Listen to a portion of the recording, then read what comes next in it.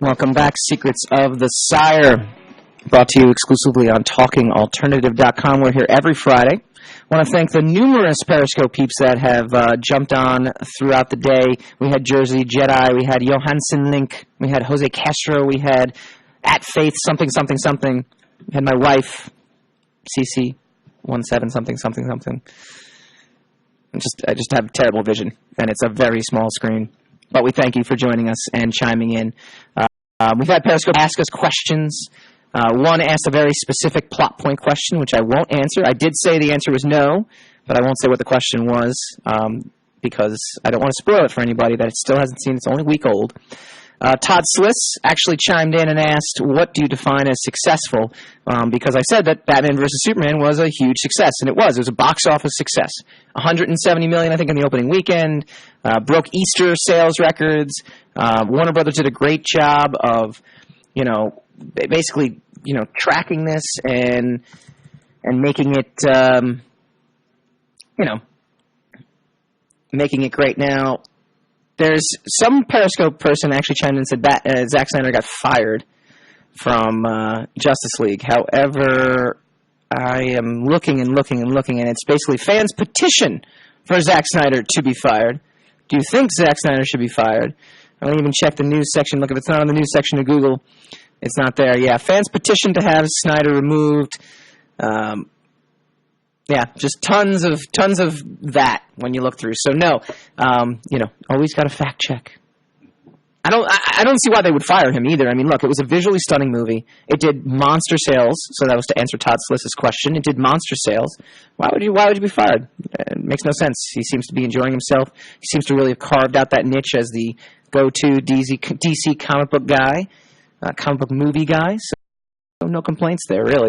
Hopefully, now that we've got this one, prelude movie out of the way, we can actually kind of move forward with the Justice League movie with a plot that makes 100% sense.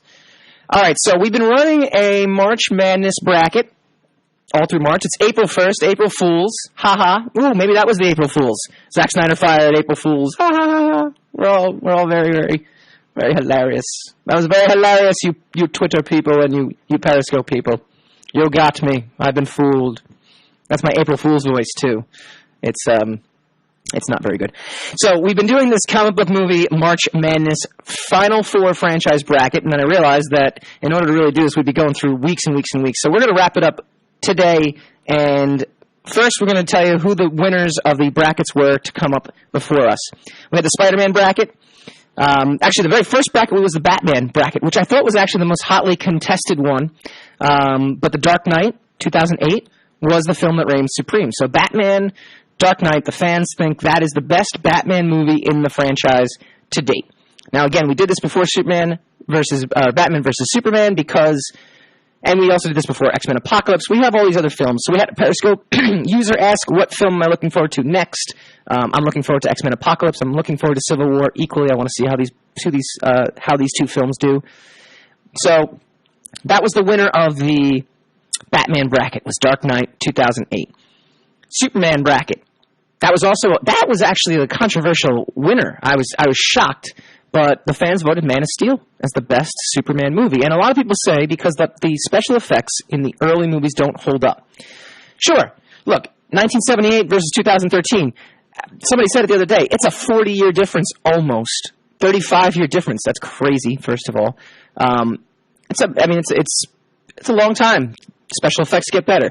But if you just watch Batman versus Superman, special effects did not a movie make, okay? It does not a good movie make. So I was a little surprised at that, but hey, that's why we have fan voting. In the Spider-Man brackets, the original Spider-Man won, which, again, not who I would have gone with. I would have gone with Superman 2 as the best Superman movie, and I would have gone with Spider-Man 2 as the best Spider-Man movie, and I might have even put that as the best franchise film ever made, because I think Spider-Man 2 has it all. I think it visibly shows that it learned from some of the areas that it was kind of a little off in the first one. It delivers a kind of like a more wisecracking Tobey Maguire. It has Doc Ock. The special effects back in 2000, I think it was like 2004, no, 2002 actually. Whatever. One of those. I'll look it up. But unbelievable for the time. Doc Ock was an amazing creation, amazing everything, but people liked the original Spider-Man best. I'm not going to knock it. I think it's also an equally good movie. I just never liked the fact that he would, the Mary Jane character just was always a little off. Oh, Peter Parker. Oh, Peter Parker. Oh, Peter Parker. You're such a... count how many times she says Peter Parker together. Not just Peter or Parker. I mean, like, together. Peter Parker, and you will get drunk. If you do a drinking game to that, you will get drunk. Hey, if you're in college and you're listening to my show, and you're over 21, we only condone over 21 drinking here, then yes, play that as a drinking game. You will get drunk. Because she just says it over and over and over again. But hey, like I said, the fans vote. And then in our last bracket, we had the X-Men region. And this one's kind of cool, actually, because, again, I think I would have went with X2, but the majority said X-Men First Class. X-Men First Class actually does a really nice job of picking up the pieces where Brett Ratner kind of flew off the rails. So I think in that regard, I think that it's a resurgence. It's a reinvention of the franchise. It's also one of the only non-Bryan Singer movies in the X-Men franchise. The other one being the Brett Ratner. This one being, Matthew Vaughn. Very curious that that's the favorite for the fans, at least in our informal poll. First X-Men, no one voted for. Days of Futures Past came in second. Days of Futures Past, welcome Raja Nightingale to the broadcast, talkingalternative.com, every Friday, 11 a.m. Eastern. Days of Futures Past was a good movie. Very good movie, actually. I can't knock Days of Futures Past. I think Days of Futures Past is very cool, but I think it also brings the glut of superhero movies in the forefront. If they had done a Days of Futures Past movie, I don't know, 10 years ago, 5 years ago, I think I would have been more excited because it would have been more connected to the comic books. But we've had so many now comic book movies going through now. I mean, once Marvel did it right, it's like the NFL. Once one team wins the Super Bowl, all the other teams now try to build their franchises to match what that team did to make it to the Super Bowl. Like a few years ago, it was like, we need to have this like all-star quarterback, and then Seattle wins. Seattle crushes Peyton Manning in the Super Bowl. It's like, we need defense now. We need defense. Ironically enough, now Peyton Manning wins the Super Bowl because his defense is so good. There's no way to really do it, but there's definitely a way to overdo it. And we were talking about that with Batman, Superman, and I think the X-Men franchises could very well go that way. I think the Deadpool franchise could very well fall into that category. Now that it's a big hit, is Fox going to meddle with it? Is Fox going to say, we need more, we need bigger? Is the director, is Tim Story going to be like, I'm not making the movie I want to make now because now there's all this added, I don't want to say pressure because it's not pressure from the fans. Fans have responded to what he did. Fans responded to Ryan Reynolds. It's pressure from the studios now. And that was the big problem with Batman vs. Superman. How much did the studio have to say about what went into this film? If the answer is a lot, then it's too bad because they had a shot. And you can't do this anymore now, too. This is the thing that really bothers me.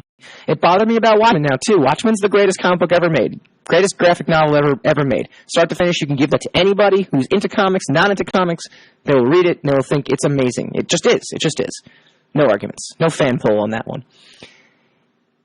We can't do another Watchmen movie. I mean, I guess never say never, maybe 30 years from now. But no, there's never going to be another Watchmen movie. There's never going to really be another shot at doing a Batman Dark Knight Returns now, is there? Because they basically plucked the best, not the best part, because that whole series was amazing. The entire 4 issues was amazing, but they basically plucked the coolest visual that we have in these movies. In this book, and they've made it now in the movies, and it's like, how are you gonna repeat yourself? You have Ben Affleck in the bat suit. You're not going to be able to do it now. So you basically kind of squandered the opportunity to do Dark Knight Returns by making this Dark Knight Returns plus Superman plus Justice League plus some other stuff that I'm not going to mention. So you pretty much have ruined everything. Hello to the new Periscope peeps. We are almost signing off, though, guys. Tune in 11 a.m. Eastern every week on alternative.com, and you'll be able to join the conversation. You can always call in as well, too. We have a live call-in number. and that number is 877-480-4120. So definitely welcome all the people that chimed in.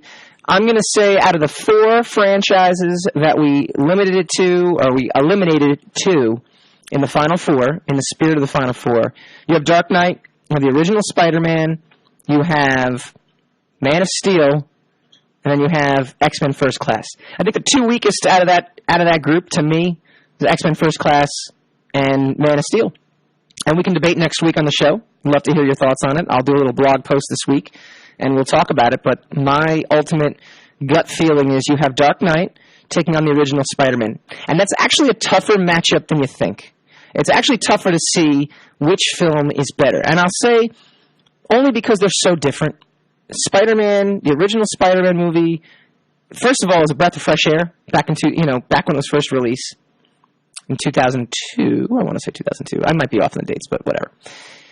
That's a breath of fresh air. It's a cheery movie. It's a positive. It's uplifting. It's got all the archetypes from Spider-Man universe in it.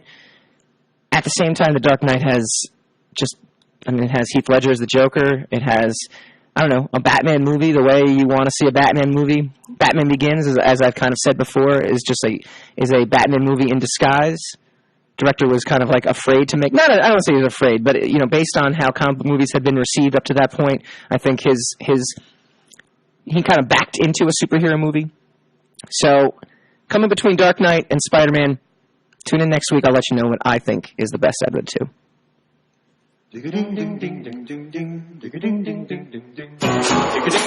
You're listening to the Talking Alternative Network.